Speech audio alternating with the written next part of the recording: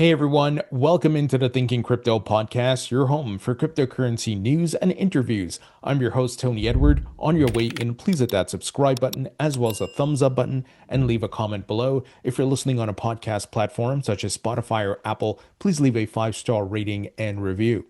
Okay, folks, we have a big update around the Clarity Act. So, a draft of the bill has been dropped, and the Senate Banking Committee, as you all know, is going to be marking this bill up on Thursday, May 14th.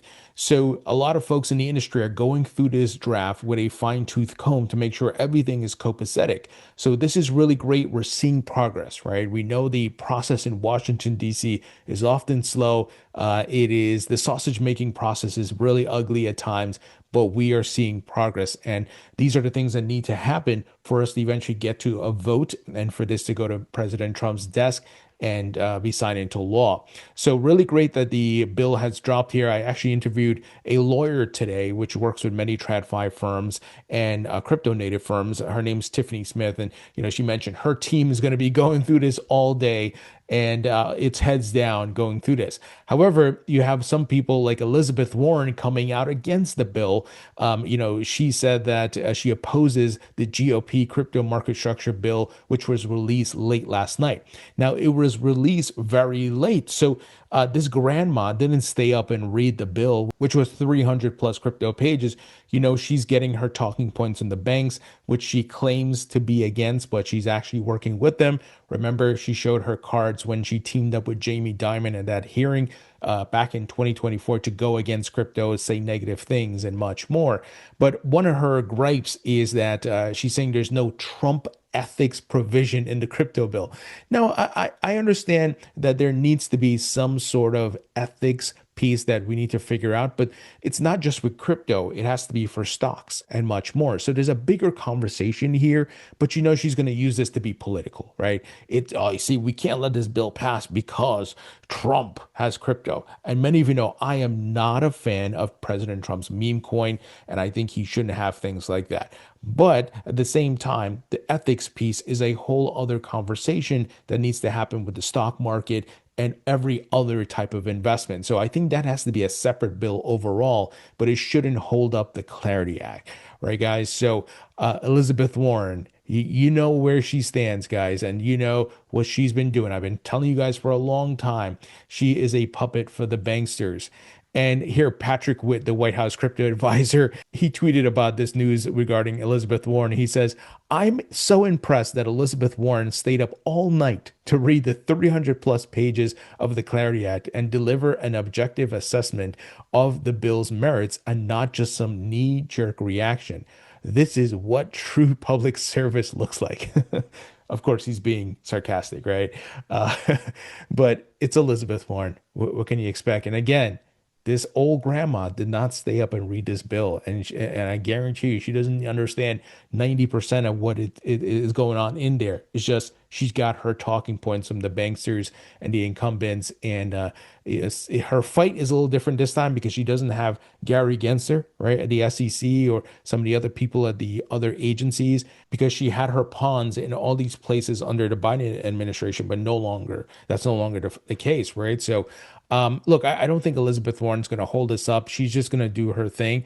But what I am hearing, or what we are hearing, is that other Democrats, like Senate Minority Leader Chuck Schumer, he said the Democrats want a good bill to pass. So we know Chuck Schumer, even going back to the election year of 2024, he and other major Democrats were pro crypto, trying to get things done, trying to get even Kamala Harris at that point to steer more towards crypto. Obviously, that didn't happen. And a big part of why Democrats lost, again, not the only reason, but a big part, because crypto was the biggest spender, was they were anti-crypto following Elizabeth Warren. But there were individual Democrats like Ro Khanna and others, Richie Torres, who were not like that, right? So the great thing is we have more Democrats who are pro-crypto than are anti-crypto. So it's very different from 2024. So great to hear that Chuck Schumer wants to get this done and things can move forward. Now, yesterday I talked about Brian Armstrong, CEO of Coinbase, who was going to start meeting with folks in Capitol Hill. Well, today some folks took a photo of him on Capitol Hill, and here the text is: Coinbase CEO Brian Armstrong is making the rounds on Capitol Hill ahead of the big Senate banking crypto vote on Thursday. He was just standing in Senator Catherine Cortez Masto's office. She is a key Democrat negotiator on the bill. So I like what I'm seeing here, guys, and we obviously got a lot of work to do, but we're seeing progress. And again, we got more Democrats who are pro crypto. And while there may be some fine tuning of certain language, I think overall, the majority of people want to get this done and move forward. Okay, moving ahead, very big news from the world's largest bank. JP Morgan is launching a second tokenized money market fund on Ethereum. So, despite all of Jamie Dimon's complaining and whining and fear mongering over the years, he has completely capitulated. His bank has completely capitulated. They are building crypto products, building with blockchain tech, right? So let me give you the details. JP Morgan is launching a tokenized money market fund designed to satisfy the reserve requirements stablecoin issuers are required to maintain in the US as part of the Genius Act, according to a filing from Tuesday. The new fund, tokenized on the Ethereum blockchain, will invest in US treasuries and overnight repurchase agreements collateralized by treasuries or cash, the filing said. JP Morgan is calling the fund the On-Chain Liquidity Token Money Market Fund. Look at that, the on-chain. Guys, it's what we've been talking about. The future markets, economies, and governments will all run on blockchain rails. So the ticker symbol will be JLTXX. So JP Morgan said the blockchain technology used by the fund will be managed by Connexus Digital Assets, its own business unit. Now remember, this used to be Quorum, right, which is a private version of Ethereum. And JP Morgan, even though they've built Connexus, they have to bridge the public chain. So notice they're building on Ethereum. They've done it on Base, right? Coinbase's layer 2. They've done it on Ondo and just recently the XRP Ledger, right, guys? So they can have their wall garden, but they got to bridge the public chain. So we are seeing the capitulation. Got to come to the public chain, even though they try to kill public chains. They said here the Ethereum blockchain, a public blockchain network, is currently the only available blockchain for use by investors, although expansion to other blockchains is anticipated in the future, according to the filing. So it's what I've been talking about forever. There's not going to be one blockchain to rule them all. We often see these firms start with Ethereum, BlackRock did the same thing, and then they expand to other chains, right? Because it's going to be a multi-chain world where there's going to be interoperability between these different chains. So JLTXX is JP Morgan's second tokenized money market fund on Ethereum after launching its Moni fund, MONY, late last year. Moni was more geared toward institutional investors seeking on-chain cash management products. So guys, you're seeing the innovation and the competition, right? Because BlackRock kicked it off with their tokenized money market fund called BIDL. Recently, it was announced that BlackRock's going to expand that. They're going to do a lot more, and they're going to help other firms as well. And then you have Franklin Templeton, you got JP Morgan. So everybody's going to have tokenized equities, stocks, money market funds, and much more, not to mention commodities. So huge news, guys, right? Massive. When you see this type of capitulation, it should make you so bullish because, you know, crypto's biggest critic, the loudest one, right, that was saying he would fire anybody who touched this stuff. Now he's gone quiet and they're building, right? And even I think it was late last year, if I'm not mistaken, Jamie Dimon was at a round table with, I don't know if it was at Davos, so maybe the beginning of this year, he was at a round table with Larry Fink and others, and he was like, yeah, blockchain's real, stablecoins are real. So completely changing his tune from the days of this is all a scam, Bitcoin's a pet rock. He's not saying those things anymore. So we have won, guys, right? First, they ignore you, then they laugh at you, then they fight you, and then you win. So I think we are in the then you win phase. Okay, folks, this episode is brought to you by iTrust Capital, which allows you to invest in crypto as well as precious metals like gold and silver via an IRA. And the reason you want to do that is you get huge tax benefits. So many of you know you incur capital gains tax when you take profits, when you're in the gain, of course. But you can mitigate some of that by investing via an IRA, and especially if you have the long-term view. So if you're bullish in gold and silver as well as crypto, iTrust Capital allows you to trade these assets 24/7. On the crypto side, it's 80 plus crypto assets, Bitcoin, XRP, Ethereum, Solana, even stable coins like Ripple, RLUSD, Circle USDC. So you can get access to all of that.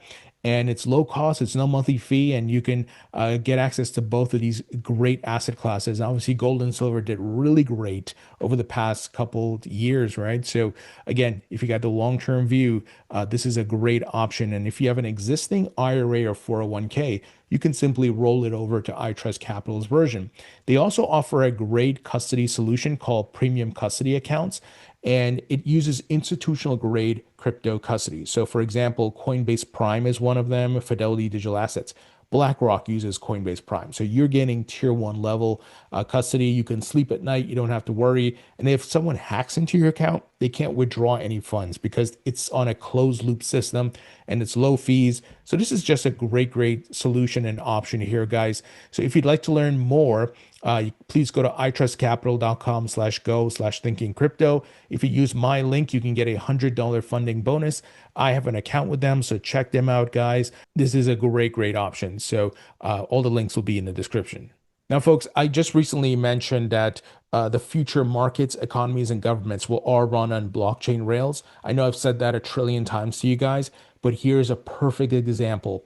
Bermuda, the country of Bermuda, begins moving national payment and financial services on-chain via the Stellar blockchain, the first operational step toward its goal of becoming the world's first fully on-chain national economy. So when I've been telling you guys it will all run on blockchain rails, that's not hyperbole. This is the direction the puck is heading here. And look at it right here, unfolding before your eyes. Jpmorgan tokenizing, putting all its national payment and financial services on chain. Incredible. Now, I do hold the XLM token, which is the native token of the Stellar blockchain. I don't have a huge bag or anything, but I am bullish on this. So let me give you some details here from what the folks at Stellar published. So they said today, the Stellar Development Foundation and the government of Bermuda announced that Bermuda will begin moving key payment and financial services activity on-chain onto the Stellar network. The announcement is the first operational milestone since Bermuda announced at the World Economic Forum in January 2026 that the island plans to become the world's first fully on-chain national economy. The announcement builds on the regulatory foundation Bermuda established with the Digital Asset Business Act of 2018, one of the world's earliest comprehensive digital asset regimes. So this is amazing. Please share this news with crypto skeptics or blockchain skeptics because they are missing the transition that's happening, the paradigm shift that is happening, because this is not making major news headlines on Fox or CNN and so forth, right? So you really have to do your research and study and read through the details here because some incredible things are being built here. Now, I think game theory is going to play out here, and you're going to see neighboring countries and islands are going to do the same thing, and then it's going to spread, guys, because again, notice the mention of the World Economic Forum.